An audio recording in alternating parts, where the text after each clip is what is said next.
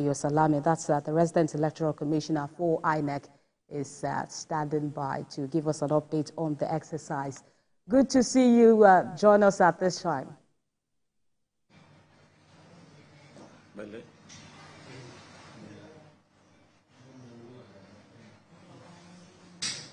Well, Professor, if you can hear me clearly, I must say congratulations to you that the only election that we held today in Lagos is a by-election as a result of someone resigning and moving forward in his career. This is somewhat an approval that the last election that was conducted was largely fair because the court validated what you conducted.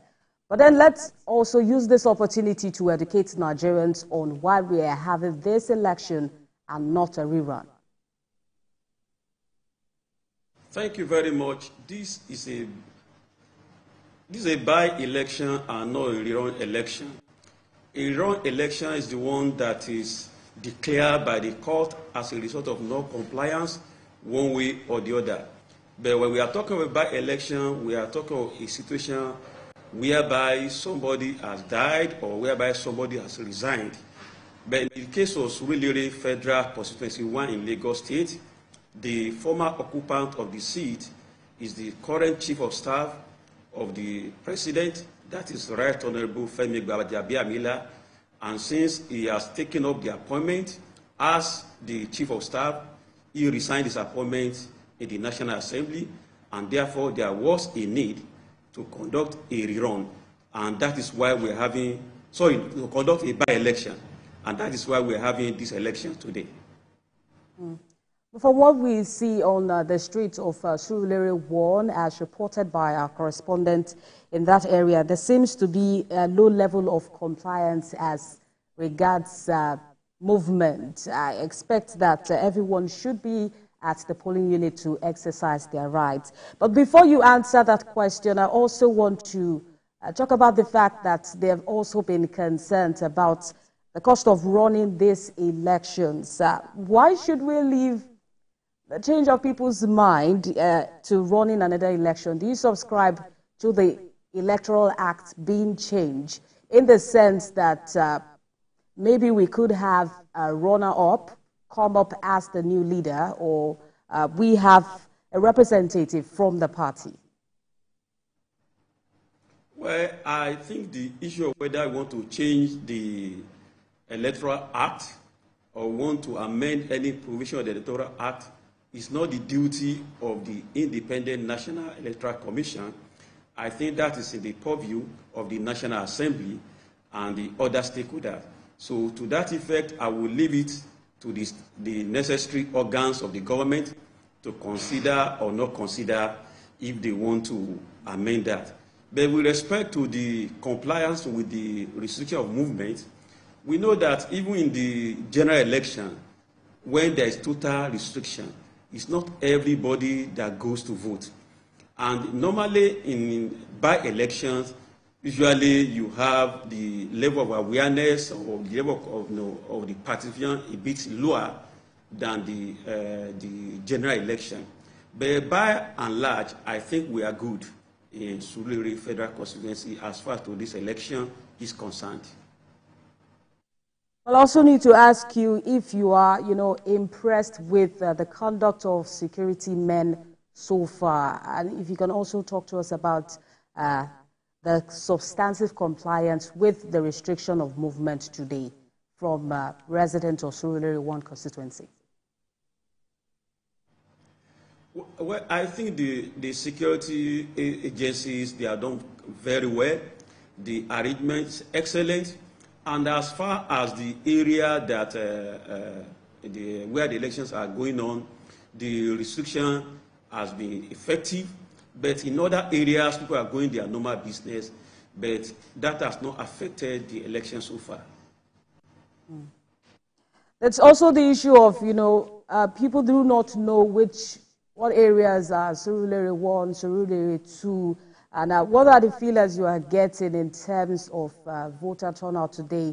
From our correspondent, they have reported low voter turnout. I also heard in some areas they had to employ the use of town criers to, ask people to come out to exercise their rights? Yes, we heard that the turnout has been low, not as high as expected. But like I mentioned earlier on, this is nothing to worry about, and it doesn't depart radically from the pattern of the royal election we had in the past. The normal pattern is that in the general election, the turnout is higher than either a rerun or by-election. So what we are having today is not unusual.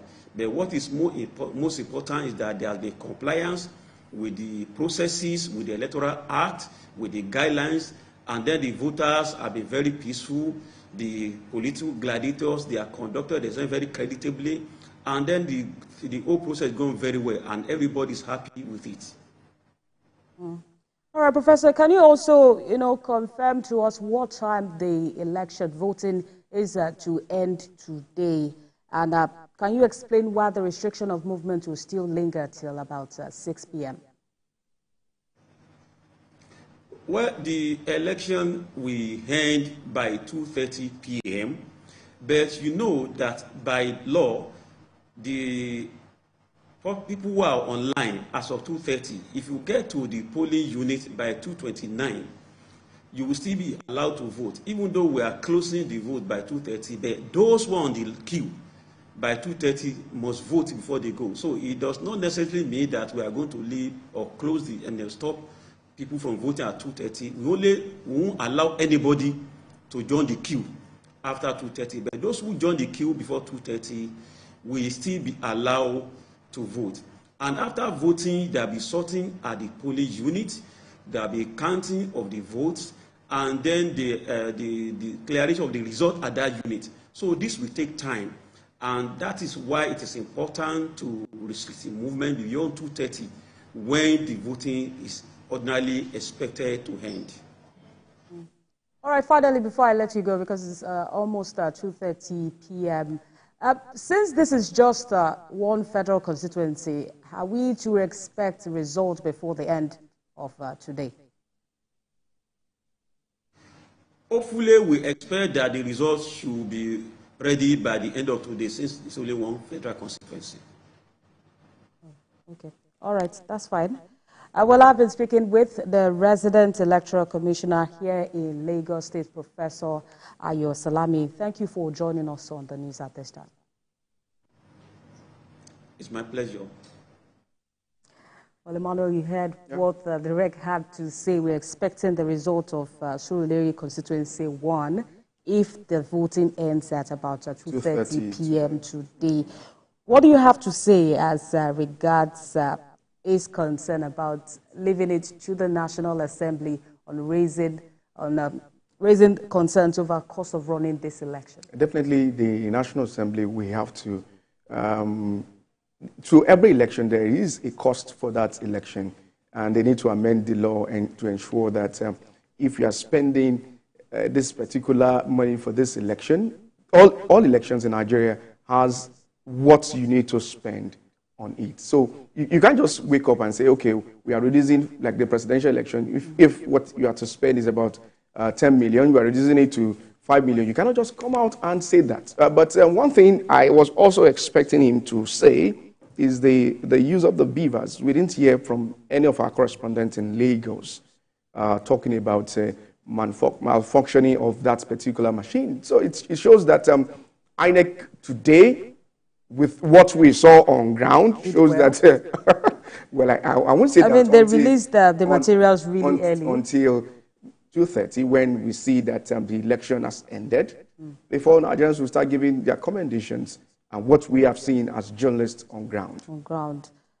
Let's also talk about security. Will you say the security have tried their best in ensuring we've not had any case of violence today? Well, surprisingly, for Surulere, that is a hotspot in Lagos, as compared to last year when you covered the election. Maybe because it's just one constituency that we're having at the moment, and that's why, even with the low turnout, how do you expect to see those hoodlums coming out to perform one issue or the other. So, well, thank God there's no violence in this election as at this time, and we expect that at the end of the election, when the result will be out, all will be well in that particular constituency.